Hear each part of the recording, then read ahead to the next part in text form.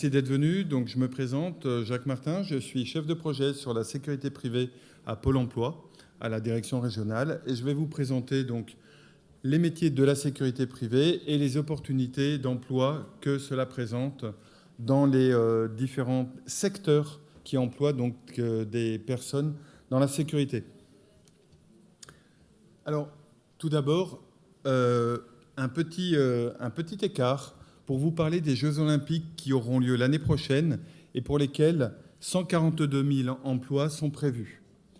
Dans la sécurité privée, bien évidemment, mais le bâtiment de travaux publics, l'organisation au sens large du terme dans lequel vous retrouvez le transport logistique, l'hôtellerie, le nettoyage et la sécurité, et enfin le tourisme. Donc 142 000 emplois, ça ne veut pas dire 142 000 recrutements.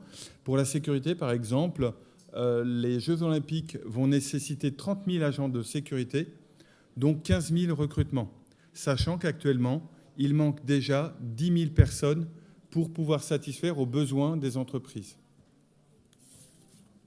Alors, qu'est-ce que la sécurité privée ? La sécurité privée a des responsabilités de mission qui sont complémentaires de ceux de la sécurité publique. Sécurité publique, c'est-à-dire la gendarmerie, la police nationale et la police municipale. Donc la sécurité privée est le 4e partenaire acteur de la sécurité dans notre pays. Pour exercer ce métier, il faut avoir bien évidemment une formation que je vais vous présenter ensuite et une accréditation du CNAPS, le CNAPS étant l'organisme habilitant les personnes au niveau de la sécurité privée et également que je vais vous présenter. Là, vous voyez, on parle toujours, quand on parle de sécurité privée, on pense souvent aux vigiles de supermarché. Or, comme vous le voyez, vous avez 7 secteurs principaux. Ces 7 secteurs représentent 26 métiers principaux. Vous avez bien évidemment des déclinaisons qui sont variées. Vous prenez par exemple la télésurveillance, donc c'est être vidéo-opérateur. Vous avez donc des écrans et vous surveillez des locaux, que ce soit des particuliers ou des entreprises. Si vous prenez la protection, en gris, là, on est sur plutôt des métiers pour des anciens militaires notamment. Pour des métiers plus proches de la majorité d'entre nous, il y a la filière incendie avec les agents de sécurité incendie. J'en ai vu un tout à l'heure. Vous savez, c'est ceux qui sont avec le gilet rouge et la bande bleue. La distribution, là, je ne vous fais pas de dessin, hein, c'est le fameux vigile dont je vous parlais tout à l'heure.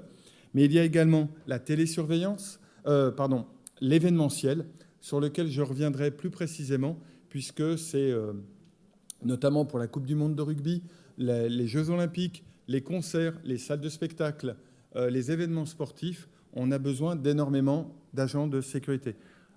J'ai vu il n'y a pas longtemps le dirigeant de l'entreprise qui s'occupe de la sécurité du Stade de France.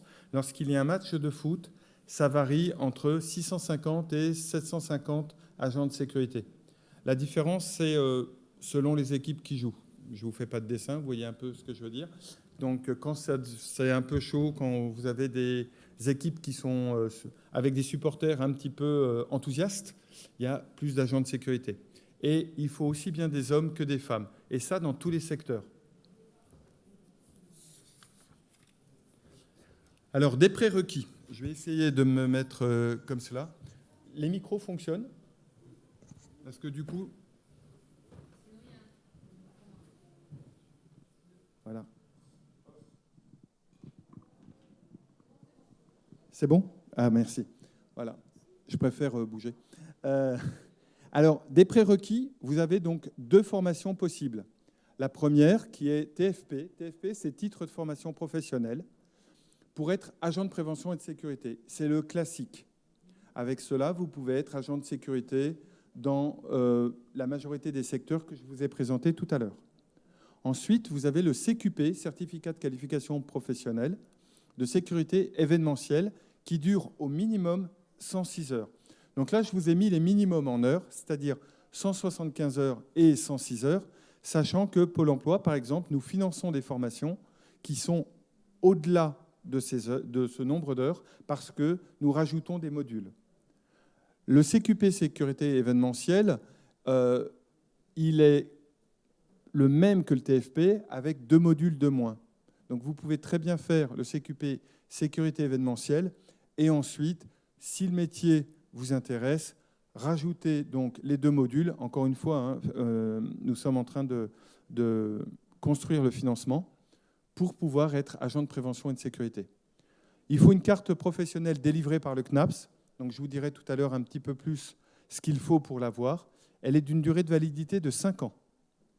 Voilà. Et ça, c'est les prérequis minimum. Vous voulez par exemple être agent de sûreté aéroportuaire, c'est-à-dire, vous savez, quand vous passez le poste inspection filtrage, le PIF, c'est pas le gadget, c'est vraiment, vous savez, quand vous faites la longue ligne là pendant des heures, en enlevant les chaussures, etc. Eh bien ça, il faut une formation supplémentaire et il faut une accréditation supplémentaire. Les conditions d'accès à la loi. Donc le niveau de langue B1 en français. Alors le DELF, le DAF, tout ça, ce sont des acronymes pour voir un petit peu quel est votre niveau, notamment pour les personnes étrangères. Vous avez sinon un diplôme niveau brevet des collèges, c'est bon. L'attestation de réussite au TCF ou TEF, c'est pareil, je ne vous donnerai pas l'acronyme parce que ça n'a pas d'intérêt aujourd'hui, mais sachez que c'est encore une fois pour les personnes étrangères qui n'auraient pas fait leurs études en France. L'accréditation CNAPS, donc ça c'est l'examen des documents judiciaires. En gros, vous savez, c'est lorsqu'on vous dit c'est votre casier judiciaire est vierge. Il faut de manière plus précise, il vérifie 3 choses. Le traitement des antécédents judiciaires, le TAJ, le FPR qui est alors attendez, excusez-moi, j'ai un trou de mémoire. Voilà, c'est le fichier des personnes recherchées et le B2 qui est le casier judiciaire tel qu'on l'entend. Pour les personnes étrangères, on vous demande le B3. Enfin, une carte de séjour de 5 ans pour les ressortissants étrangers non issus de l'Union européenne. Pour cela, les 5 ans, c'est y compris avec les récépissés de carte de séjour. Je ne rentre pas plus dans le détail parce que chaque cas est en particulier. On pourra après, pour les personnes qui le souhaitent, en discuter par la suite. Les conditions d'emploi. Alors, souvent, on parle que la sécurité, ce sont des métiers précaires avec des emplois de court, etc., etc. Là, ce sont des chiffres qui sont issus de nos offres d'emploi. Donc, ce ne sont pas... Voilà, je les ai encore mis à jour il n'y a pas longtemps. Donc, comme vous pouvez le voir, 90% des emplois proposés sont de plus de 31 heures. 72% sont des CDI. Voilà. Et 78% des offres sont des emplois durables, c'est-à-dire ou des CDI ou des CDD de 6 mois et plus. Et comme vous le voyez, à chaque fois, on est au-dessus de la moyenne du marché. C'est-à-dire que toute offre confondue, eh bien, on est 7 points au-dessus de la moyenne pour les contrats de plus de 31 heures et 6 points pour les offres d'emploi durables. Donc, comme vous le voyez, entrer dans la sécurité, c'est vous assurer un contrat pérenne à temps complet. Là, ce que vous avez, ce sont la BMO, c'est les besoins de main-d'œuvre, c'est-à-dire en gros, ce sont les besoins des entreprises pour 2022. On va bientôt sortir d'ailleurs pour 2023. Et en pourcentage, c'est le pourcentage d'emplois saisonniers. Donc comme vous le voyez, ça varie pour les emplois saisonniers, mais ce qui compte, c'est le nombre de... Alors, ce n'est pas le nombre d'emplois, c'est le nombre de projets de recrutement. Un projet de recrutement, ça peut être plusieurs dizaines d'emplois. Par exemple, actuellement, nous sommes pour la Coupe du monde de rugby sur 300 recrutements actuellement. Sans compter, si vous voulez être agent de sûreté aéroportuaire, on est également sur plusieurs centaines d'emplois actuellement en cours de recrutement. Les besoins, les perspectives des Jeux Olympiques. Alors là, on est sur... je vous parle beaucoup des Jeux Olympiques parce que ça va être une manne intéressante en termes de recrutement. Mais il faut savoir que si vous faites la formation maintenant, vous aurez... Les entreprises nous ont dit, elles sont prêtes à venir les derniers jours de votre formation pour vous proposer un emploi. j'ai rarement vu ça. C'est-à-dire que d'ores et déjà, vous pouvez, vous faites la formation, vous êtes sûr d'avoir un emploi à l'issue. Je vais également vous présenter les métiers qu'il y a après les Jeux Olympiques. Parce que c'est bien beau, les Jeux Olympiques, c'est environ 3 mois de contrat. Et vous dites, et après? Eh bien après, il y a également des possibilités d'emploi qui sont variées. Il y a des possibilités d'évolution qui sont extrêmement intéressantes. Donc là, pour les besoins spécifiques, c'est ce que je vous disais tout à l'heure, vous avez donc 30 000 agents de sécurité en termes de besoins, y compris donc sur les sites olympiques, mais également sur les zones aéroportuaires, puisqu'il va y avoir un afflux de touristes, et donc il va falloir gérer justement les fameux PIF dont je parlais tout à l'heure, les postes inspection filtrage. Il y a également plus de monde dans les centres commerciaux, donc plus d'agents de sécurité qui sont demandés, et puis sans compter que toute la vie ne tourne pas autour des Jeux Olympiques. Il va y avoir des festivals, il va y avoir encore des événements culturels autres. Et pour cela, il faut aussi des agents de sécurité, notamment événementiels. Et nous sommes donc sur une estimation de recrutement à 15 000 personnes. Selon les représentants employeurs que l'on a pu voir, actuellement, le manque de personnel est de 10 000. Donc quand vous additionnez, ça veut dire qu'il y a 25 000 opportunités d'emploi qui vont vous être offertes dans les mois actuellement et dans les mois à venir.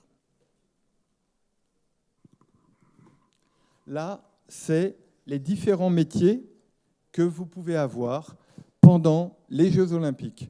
Donc, agent de sécurité en lien direct avec le public, vous voyez, ça fait 1/3 des secteurs, des postes. Vous l'avez également en termes de gardiennage et de surveillance. C'est-à-dire ça, c'est plutôt en dehors des heures publiques. Vous avez 15% sur les agents de sécurité pour les missions de contrôle des accès, hospitalité, médias et officiels. 15% également pour les postes d'opérateurs vidéo ou les agents cynophiles. Et les agents SIAP, les agents SIAP, pardon, ce sont ceux qui s'occupent de la sécurité incendie. Voilà, les fameux dont je parlais tout à l'heure. Les agents cynophiles, donc vous en avez 80 équipes, puisque une équipe, c'est un maître chien et son chien. D'accord ? Et là, encore une fois, j'insiste sur le côté mixte, c'est-à-dire que nous avons des agents de sécurité cynophiles qui sont des femmes avec leurs chiens. Il s'agit que là, certains vont d'ailleurs être formés pour la détection d'explosifs, par exemple, mais pas seulement. C'est également la surveillance et le gardiennage des locaux. Et dans certains cas, c'est assez dissuasif quand vous avez des personnes un peu énervées d'avoir un chien. Là, vous avez les emplois après les Jeux Olympiques, et c'est quelque chose sur lequel nous insistons quand nous présentons les métiers, mes collègues et moi-même, parce que c'est ce que je vous disais, c'est un emploi maintenant, pendant les Jeux et surtout après les Jeux. Donc, c'est un secteur en tension. Donc, quand je dis en tension, c'est-à-dire qu'il y a déjà des manques actuels, et je ne vais pas revenir dessus. C'est un secteur en expansion chaque année. La situation actuelle et à venir fait que les demandes d'agents de sécurité va grandissant chaque année. J'ai pu voir les chiffres, justement, les besoins de main-d'œuvre, ce dont je vous parlais tout à l'heure de 2023, et ils sont en forte augmentation par rapport à ceux de 2022. Troisièmement, c'est un secteur avec des mouvements naturels, c'est-à-dire comme tout secteur, il y a des personnes, alors je vais peut-être enlever la retraite en ce moment, mais il y a quand même des personnes qui partent en retraite. Il y a le turnover, et il y a l'évolution des métiers également. C'est-à-dire que vous pouvez commencer je reprends l'exemple de l'agent de sûreté aéroportuaire. C'est un métier que je connais bien puisque je travaille depuis 15 ans également sur l'aérien. Et vous pouvez commencer donc agent de filtrage et être ensuite profiler. Le profiler, c'est une personne que vous ne voyez pas, qui est parmi les passagers et qui va déterminer quels sont les dangers potentiels parmi les 70 millions de passagers, par exemple, qui passent à Roissy chaque année. Et enfin, il y a des nouveaux métiers. Vous voyez, il y a quelques années, je ne vous aurais pas présenté la vidéo-opération ou la vidéosurveillance, par exemple. Il y a également, ça commence à venir, la surveillance par drone. Voilà, ça, c'est pas encore tout à fait. Et puis, alors là, on sort de la sécurité physique, puisque là, on est sur de la sécurité physique. Il y a également tout ce qui est la cyberprotection. Quelles sont les compétences qui sont recherchées par les employeurs? Alors, vous avez des savoir-faire et vous avez des savoir-être. Comme vous le voyez, ce sont des compétences qui sont larges et qui s'adressent à la majorité d'entre nous. Surveiller les liens et les biens, bon, ça, c'est-à-dire c'est faire des rondes, mais pas seulement. C'est également déterminer si vous avez des tableaux de contrôle pour savoir si tout fonctionne bien, notamment pour les agents de sécurité incendie avec les détecteurs d'incendie. Vous avez donc effectué des rondes de prévention et de détection des risques. Même chose, c'est pouvoir déterminer si tout est normal ou s'il y a un petit détail qui fait qu'il est bon peut-être de donner l'alerte. Contrôler la conformité d'entrée, de sortie de personnes et des biens, ça c'est tout ce qui est filtrage. Quand vous allez sur un concert, quand vous allez sur un stade, eh bien c'est vérifié. Encore une fois, vous voyez, tout ça, ce sont des postes qui peuvent être tenus aussi bien par des hommes que par des femmes. J'insiste sur ce point-là parce qu'actuellement, le taux de féminisation des métiers d'agent de sécurité est de 15%. Pas beaucoup, hein. Et toutes les entreprises nous ont bien dit qu'ils sont prêts à embaucher des femmes. Je vous rassure, pour les hommes, il y a également pléthore de postes, donc tout le monde a sa chance. Repérer les anomalies, incidents et informer les forces de l'ordre et les clients, bien évidemment. Donc ça demande une certaine autonomie, ça demande une réactivité. Ce n'est pas un métier où l'on est passif, c'est un métier où on est acteur de la situation et qui peut, et pour lequel nous sommes garants de la bonne conformité et de la bonne continuation lorsqu'il s'agit d'un concert, par exemple. Vérifier les accès, les lieux, les équipements et les systèmes de sécurité et de prévention, ça vient aussi bien du physique que via, par exemple, des systèmes de télésurveillance. Donc c'est à distance ou sur place, sur site. Renseigner les supports d'intervention et d'activité, c'est également déterminer, selon le degré d'incident, qui il faut prévenir. Donc, bien évidemment, le client, mais est-ce qu'on prévient les pompiers, les forces de l'ordre? Est-ce qu'on doit évacuer l'établissement? Tout ça, ce sont des décisions qui sont prises soit par le chef de poste, soit par l'agent de sécurité s'il est tout seul. Donc, vous voyez, encore une fois, ce n'est pas un métier où on est juste là à attendre ou à regarder passivement ce qui se passe. Non, on est vraiment autonome et acteur de la situation dans laquelle on est.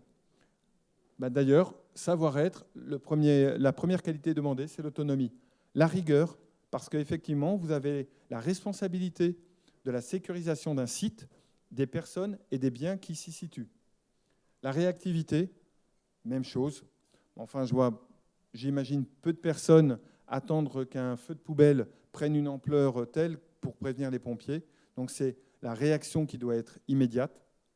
Le travail en équipe, parce que même si vous voyez un seul agent de sécurité, c'est souvent une équipe, encore plus, hein, tout à l'heure je vous le disais, le Stade de France c'est 650 personnes, donc avec chacun des chefs d'équipe, plus des chefs de groupe, etc., etc. Donc c'est vraiment un travail d'équipe.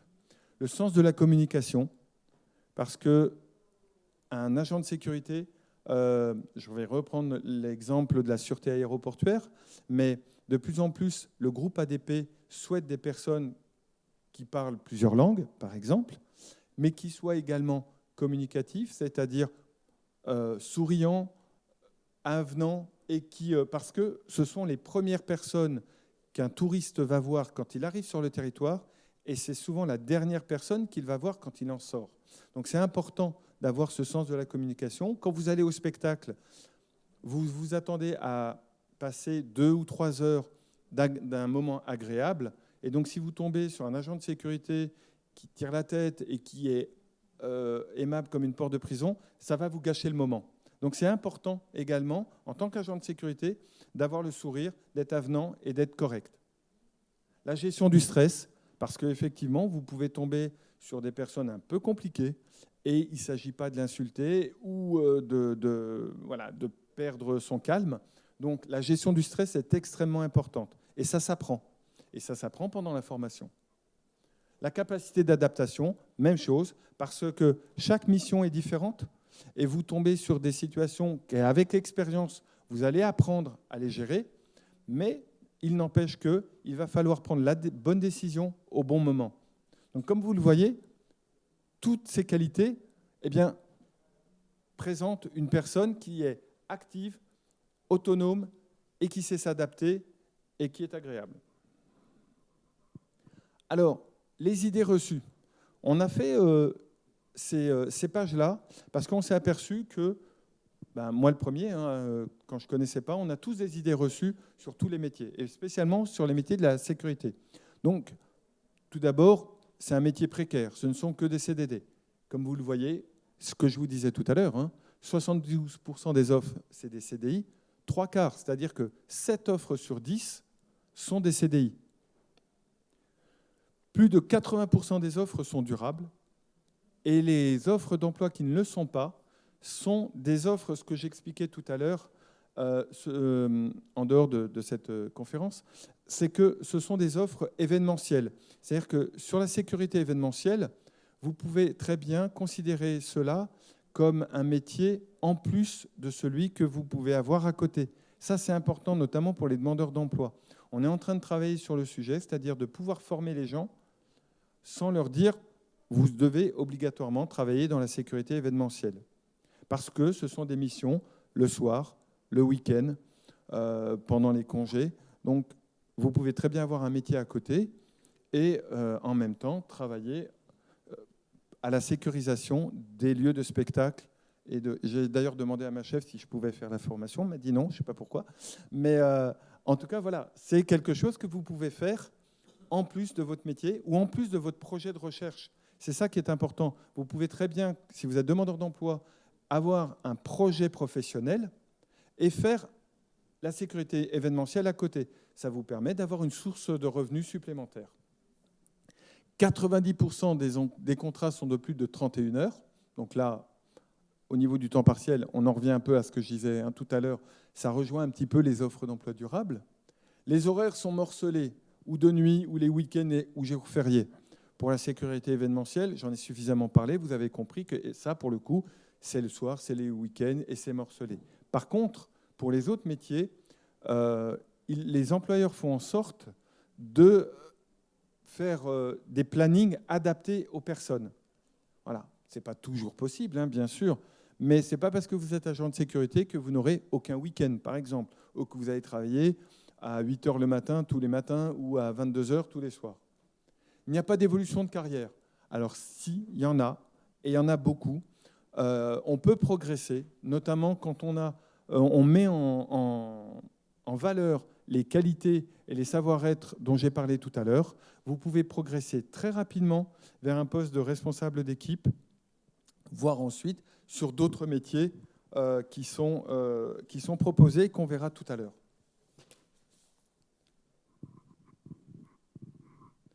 C'est un métier difficile physiquement et sur le plan relationnel. Alors, ce n'est pas uniquement un métier sur lequel on est toujours debout et on ne bouge pas, parce que ça peut être compliqué. La preuve, je n'arrête pas de bouger depuis tout à l'heure. C'est un métier pour lequel, effectivement, qui est physique dans le sens où vous allez bouger, mais qui n'est pas statique. C'est un métier difficile sur le plan relationnel, pas obligatoirement, puisque effectivement, mais c'est important. Et dans des situations conflictuelles, deux personnes ne vont pas du tout réagir de la même façon. Et c'est pour cela qu'il y a des formations qui aident à la gestion des conflits et aux situations difficiles. Et ce sont des formations qui existent, pour lesquelles nous-mêmes, des fois, nous avons été formés à Pôle emploi, parce que nous recevons également du public. Et la façon dont vous réagissez face à une situation conflictuelle fait que ou ça va s'éteindre dans les 30 secondes, ou ça va prendre des proportions difficilement maîtrisables par la suite. Et tout ça, ça se gère et on peut être formé à cela. Donc ce n'est pas une difficulté. C'est un métier de vigile de supermarché. Tout à l'heure, je vous l'ai dit, il y a 26 métiers principaux différents. 26. Vigile de supermarché, c'en est un parmi les 26. Ce n'est pas ouvert aux travailleurs handicapés. Alors, travailleurs handicapés, c'est un terme générique. On pense souvent à la personne qui a un handicap physique majeur, c'est-à-dire en fauteuil roulant ou aveugle. Ce n'est pas que ça. Et même en fauteuil roulant, on peut être agent de sécurité. On sera en vidéosurveillance, on sera sur le contrôle des bagages, par exemple, hein, puisque quand vous donnez votre bagage, ensuite ça passe sur des trottoirs, des tapis roulants, pardon, et tout est surveillé et passe dans en rayon X. Et donc là, voilà, ce sont des personnes qui sont assises et on peut donc ouvrir ces métiers, regroupent donc tout type de personnes. Et la GFIP peut également financer l'adaptation du poste de travail. Aucune compétence n'est requise. Ben, vous l'avez vu, hein, je vous en ai cité quand même un certain nombre. Et il faut également, obligatoirement, une formation. Donc non, c'est un métier pour lequel il ne suffit pas de dire bah, « tiens, demain, moi, je vais être agent de sécurité ». Non, c'est un métier avec de vraies compétences, avec une vraie formation et des vraies exigences. Je n'ai pas l'âge requis. Alors, quand on dit ça, c'est soit qu'on se trouve trop vieux, soit qu'on se trouve trop jeune. Pour les trop jeunes, bah, c'est 18 ans, et après, tout est possible. Pour les trop vieux, eh bien, la formation plus l'accréditation CNAP, ça suffit. On ne vous mettra pas, bien évidemment, sur des postes où il faut être statique trop longtemps, mais il y a énormément, comme je le disais tout à l'heure, il y a énormément d'opportunités d'emploi, et donc on peut trouver un poste, quel que soit votre âge et vos compétences physiques. Je suis maman avec des contraintes. Ça arrive souvent. On a beaucoup de mamans qui sont isolées et qui ne peuvent pas, qui doivent adapter les horaires de leur profession avec leur contingence. Eh bien là, il y a également la possibilité, encore une fois, hein, c'est ce que je vous disais tout à l'heure, pour un seul poste, il peut y avoir 2 ou 3 personnes, et donc il y a possibilité d'adapter l'emploi du temps aux contraintes d'une mère de famille. Le salaire est peu motivant. Les salaires ont augmenté de 10% en moyenne en 2022. Actuellement, il y a des négociations pour une revalorisation salariale. Donc là, la classification des métiers, elle est un peu ralentie parce que c'est en cours de négociation. Mais on espère arriver à une valorisation d'ici la fin de l'année. Et le salaire minimal est supérieur au SMIC. Donc là, à ce jour, bien sûr, comme vous l'avez vu, le SMIC va augmenter. Mais de toute façon, ça suit l'indexation. Voilà. On n'est pas, au départ, bien évidemment, hein, on n'est pas sur des salaires extrêmement importants, sachant qu'il faut quand même rajouter les primes paniers, les primes lorsque vous êtes sur des horaires décalés, jours fériés, week-ends, etc., etc. Donc on peut quand même arriver à des salaires extrêmement intéressants. Vous voyez, les évolutions possibles. Donc là, j'ai mis en couleurs différentes. En Bordeaux, ce sont les métiers dont la sphère est proche des métiers de la sécurité. En vert, ce sont les métiers liés au transport de fonds. J'ai pensé au billet vert, c'est pour ça. En bleu, les métiers de l'aéroportuaire. Et en gris, les métiers avec port d'armes. Ceux-là, je les ai les plus éloignés parce que ce sont des métiers qui s'adressent souvent à des anciens militaires, à des anciens policiers ou à des anciens gendarmes. Voilà. Notamment tout ce qui est agent de protection navire et agent de protection ambassade. En règle générale, ce n'est pas l'ambassade de Londres. Hein. Donc, voilà, ça demande une certaine qualification. Vous avez l'agent de protection de sûreté ferroviaire, aussi bien RATP que SNCF, qui ont pareil, l'autorisation de porter une arme.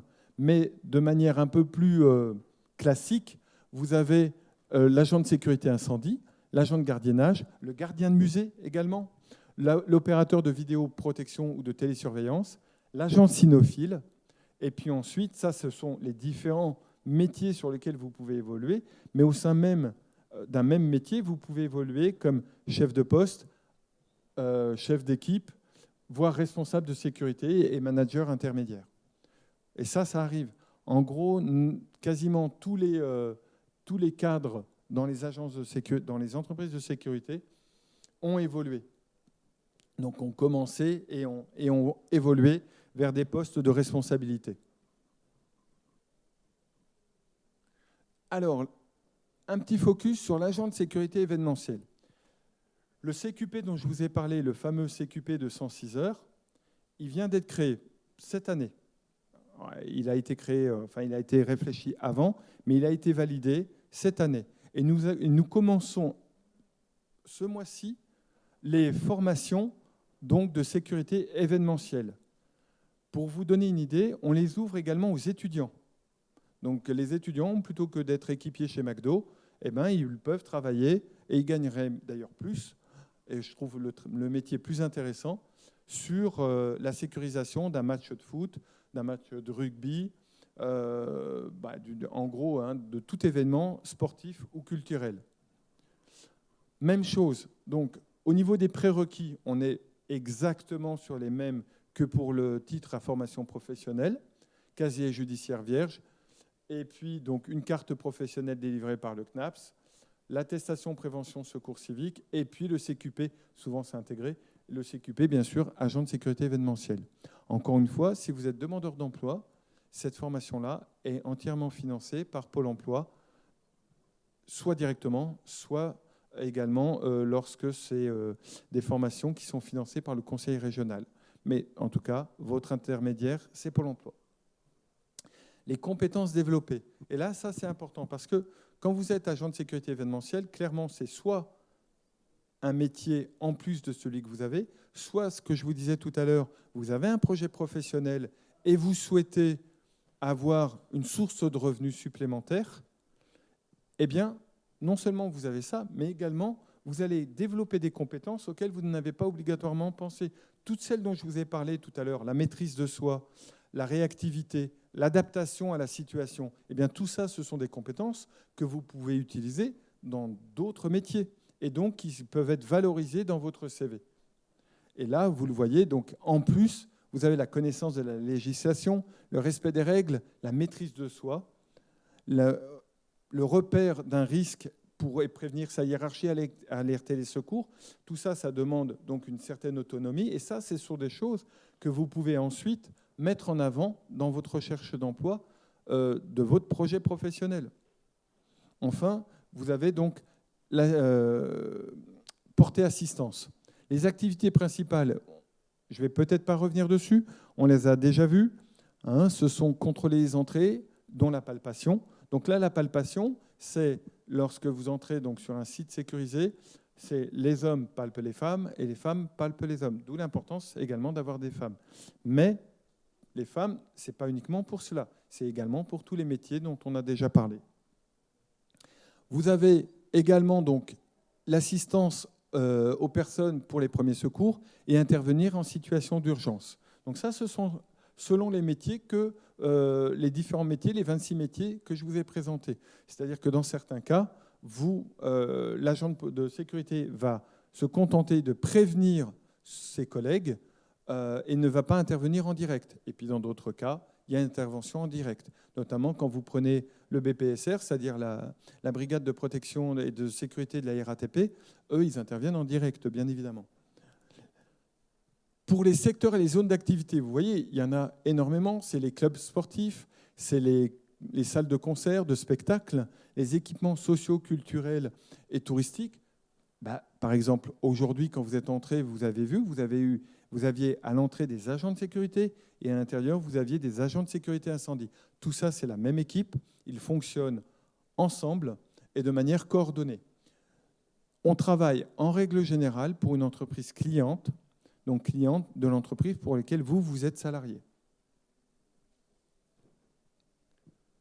Donc, un petit focus sur la formation, même si j'en ai déjà beaucoup parlé. L'agent de sécurité, c'est une formation minimale de 175 heures avec un titre de formation professionnelle à la clé et qui est accessible pour tout un poste d'agent de sécurité. L'agent de sécurité événementiel, c'est un certificat de qualification professionnelle qui est valable uniquement jusqu'en septembre 2025. Donc après, il n'existera plus. Donc soit vous passez les 2 modules pour être agent de sécurité, soit vous passez sur un autre projet professionnel. Sachant que actuellement, les représentants des entreprises de la sécurité événementielle sont en train de travailler pour qu'il y ait une continuité, soit de ce CQP, soit d'un autre qui est légèrement modifié. Voilà. Parce qu'il y a un vrai besoin. Encore une fois, ce que je vous disais tout à l'heure, j'ai eu plusieurs entreprises qui sont venues me voir et qui m'ont dit « Nous, on vient à l'issue, et on va le faire d'ailleurs, à l'issue des sessions de formation pour embaucher les gens directement. J'ai rarement vu ça quand même. Donc il y a vraiment des opportunités.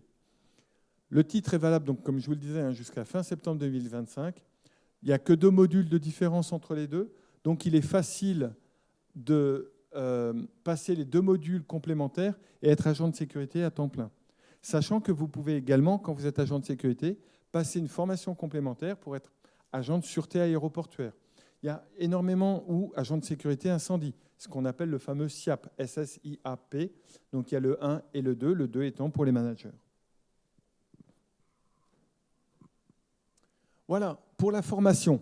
Alors, encore, quand ce sont... Alors, vous voyez, le 600 € et les 2000 €, c'est une prime pour ce que l'on appelle les métiers en tension. Les métiers en tension, ce sont des métiers pour lesquels il y a plus d'offres d'emploi que de demandeurs. Donc, pour cela, la région a mis en place une prime qui est variable selon la durée de la formation. Donc, si la formation est égale ou inférieure à 300 heures, la prime est de 600 €. Si elle est supérieure à 300 heures, la prime est de 2000 €. Pour les 2 formations dont je vous ai parlé, on est sur la prime de 600 €. Ça, c'est la prime. Bien évidemment, vous êtes rémunéré également pendant la formation normale, quel que soit votre statut actuel. C'est-à-dire vous êtes demandeur d'emploi, indemnisé ou non indemnisé, vous aurez donc une allocation de formation pendant votre formation, en plus des 600 € que je viens de vous présenter. Voilà. Donc là, vous avez sur YouTube différentes vidéos, agents cynophiles, opérateurs vidéoprotection, agents de sécurité événementielle, la palpation, qui fait partie de la sécurité événementielle, la gestion d'urgence fumigène, donc le SIAP, la position latérale de sécurité, qui est également sécurité incendie. Voilà, vous avez donc différentes vidéos que je vous engage à regarder sur YouTube. Et avant d'aller les regarder, il nous reste exactement 7 minutes et 21 secondes. Donc, si vous avez des questions, n'hésitez pas, je suis là pour ça. Merci.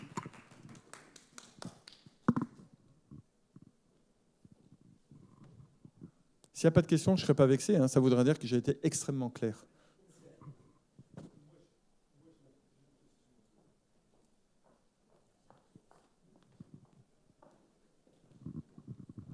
Je m'excuse, c'est la première fois que j'utilise un micro. D'ailleurs, ça me fait un peu bizarre, d'ailleurs. Vous avez parlé qui habitue. Oui, tout à fait. Non, mais c'est la première fois que j'utilise un micro. J'ai été rentré dans la sécurité privée il y a une quinzaine d'années de ça. Donc, j'ai quitté pour différentes raisons il y a une quinzaine d'années, puisque j'ai voulu faire autre chose dans ma vie professionnelle. Et donc, je m'y intéresse depuis quelques temps. Vous avez parlé d'un relèvement des niveaux des salaires, parce que bon, moi, j'ai connu notre époque, il y a 15 ans de ça, c'était complètement différent. On était encore au balbutiement. On est à peu près combien brut actuellement? Je parle pour un 35 ou un... Vous m'avez dit que c'est à peu près 10% de dessous au niveau du SMIC.